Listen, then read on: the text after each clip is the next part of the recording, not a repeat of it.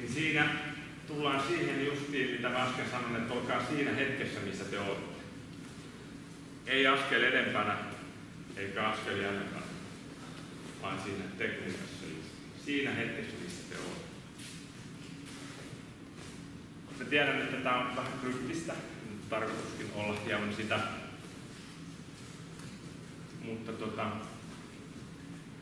se on semmoinen asia, että pätee muihinkin juttuihin kuin täällä salilla tai kamppailulajassa tehtäviä asioita.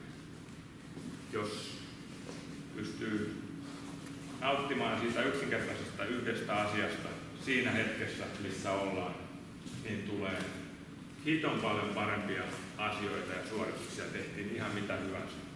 Tuossa Texan oli, mä en tiedä näkikö joku, oli Navy Sealsien se iso päällikkö vetäjä piti puheen Texasissa lukiolle.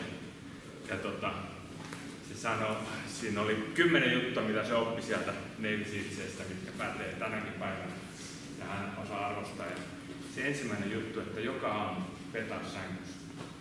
Tee se yksi yksinkertainen asia sinä jokaisena päivänä siitä alusta. Se päivä lähtee varmasti hyvin käymään. Sitä ei varmasti siinä, kun sitä sänkyä näppäsi siellä intissä tai jotain, niin ehkä silloin just niin ajatellut. Mutta se filosofia, mikä siihen liittyy, niin on ihan sama kuin mikä on tähän, että se yksi tekniikka siinä yhdessä hetkessä, eikä mitään muuta.